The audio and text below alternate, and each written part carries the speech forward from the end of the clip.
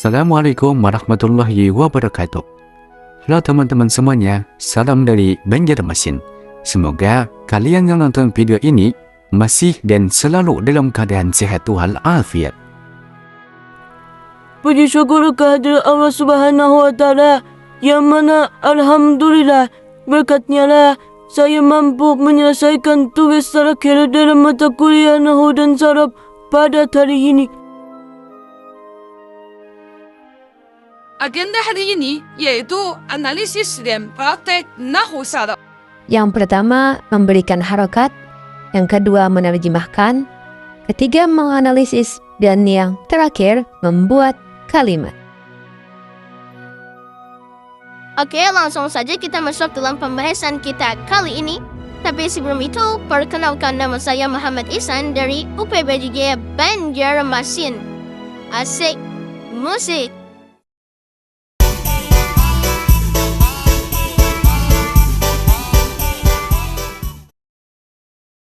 كان أبو خالد معلما في أفضل مدرسة في المدينة. في صباح يوم الأحد ذهب أبو خالد وأخو سليم إلى المدرسة. رأى الطلاب 3 كتب و5 أقلام على المكتب. دخل الأطفال الفصل ليتعلموا النحو والقراءة. لا يلعب الطلاب في الفصل بل يكتبون الدروس بجد. ولم يغب أحد فكل الطلاب حاضرون. كان أبو زيد سعيدا لأن ولده نجح في الامتحان. إن زيدا أكثر الطلاب اجتهادا وأسرعهم فهما. ثم قرأ الدرس وكتبوا التمارين حتى ساعة الظهر. بعد ذلك خرج الطلاب من الفصل وذهبوا إلى البيت. Abu Khalid adalah seorang guru di sekolah terbaik di kota. Pada pagi hari Ahad, Abu Khalid dan saudara Salim pergi ke sekolah. Melihat ia akan 3 buku dan 5 pena di atas meja. Anak-anak masuk ke kelas untuk belajar tata bahasa Nahwu dan membaca. Murid-murid tidak bermain di kelas, tetapi mereka menulis pelajaran dengan baik. Tidak ada seorang pun yang absen, semua murid hadir. Abu Zaid merasa senang karena anaknya lulus ujian. Sesungguhnya Zaid adalah murid yang paling rajin dan paling cepat paham.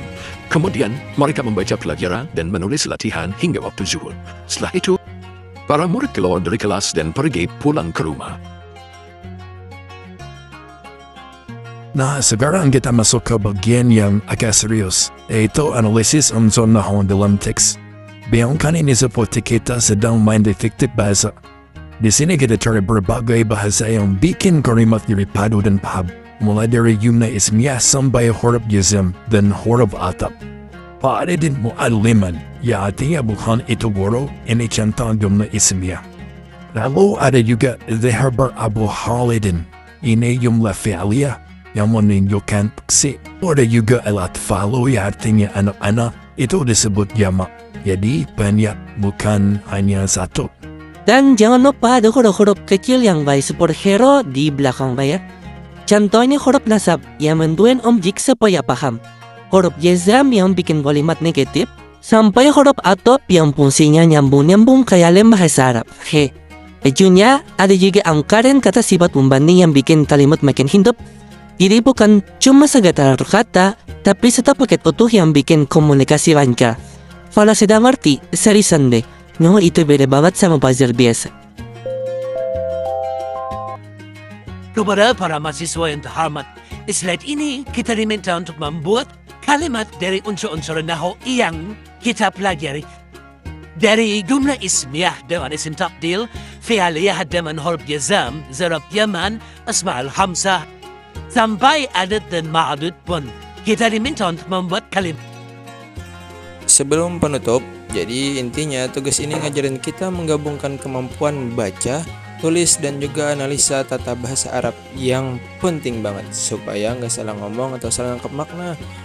Dan yang paling asik, kita juga bisa praktek buat bikin kalimat sendiri sesuai pedoman yang sudah diajarkan. Pokoknya, Nahwu Saraf itu anggap aja sebagai permainan puzzle bahasa yang seru. Kalau teka-tekinya selesai, kita dapat gambaran jurus yang cantik, yaitu kalimat Arab yang benar dan paham maknanya.